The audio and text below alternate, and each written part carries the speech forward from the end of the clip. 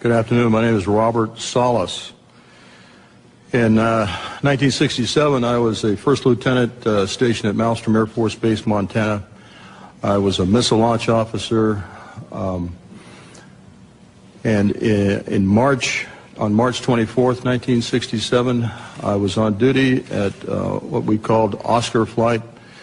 It is a underground capsule, hardened site, about 60 feet underground. We had security guards topside. The main guard is called a flight security controller. My commander at the time was Lieutenant Fred Meiwald, now retired Colonel Fred Meiwald.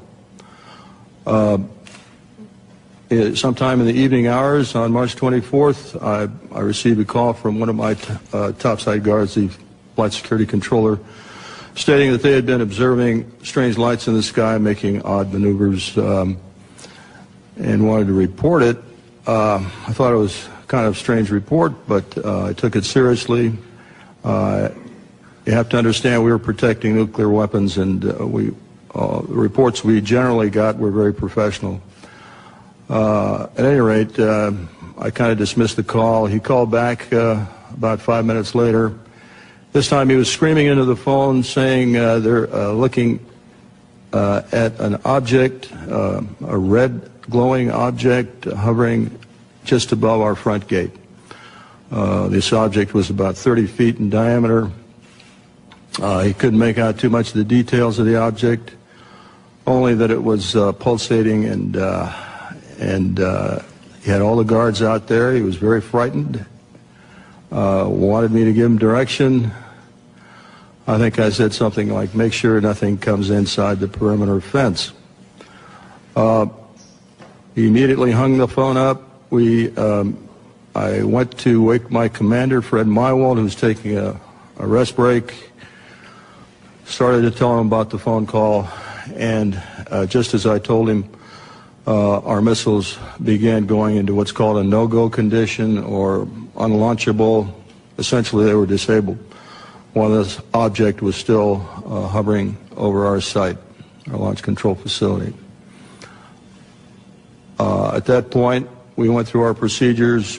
He reported back to the command post the incident. We also had some security lights, meaning security incursions at some of the launch facilities. So I called the guard back upstairs and directed that a security team be sent out. At this point, the guard told me the object had left at high speed. Again, silent, no noise. The security guards got out to the launch facility and reported back that they were seeing this object again. They also lost radio contact. This incident terminated at that point. We reset the security alarms, but the missiles themselves were still disabled. We had to call in for maintenance teams to come out and bring them back up on alert. The main indication we got from our equipment was this was guidance and control system failure.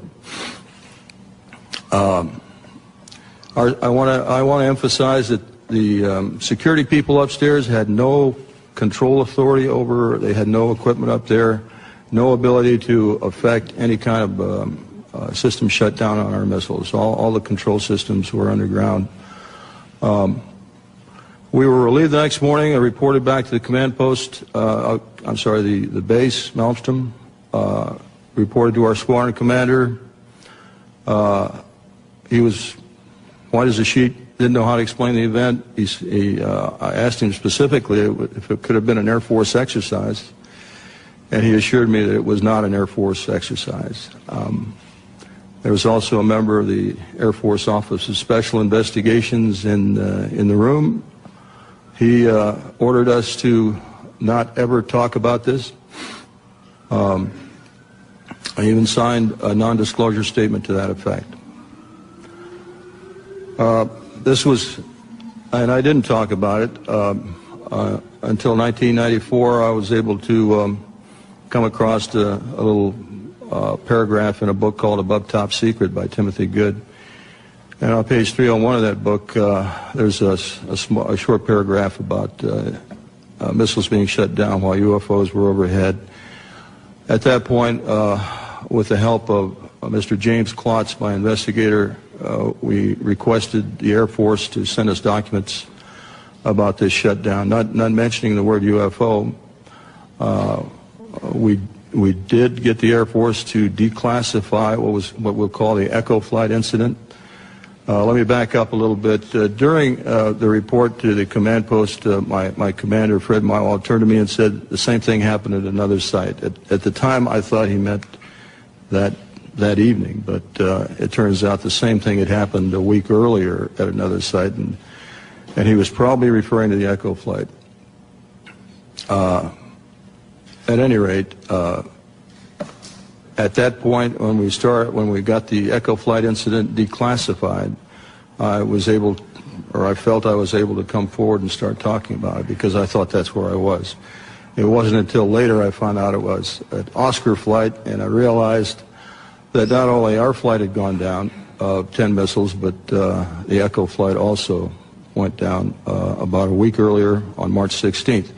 We have extensive documentation on the Echo Flight incident that we received from the Air Force under Freedom of Information Act. We have the testimony of Walt Fiegel, who was the deputy missile crew commander at Echo Flight. I have a couple of letters from the commander, Eric Carlson. Colonel Meiwald gave me a telephone interview about this in 1996, and I've got that on tape, and he's given me permission to use that.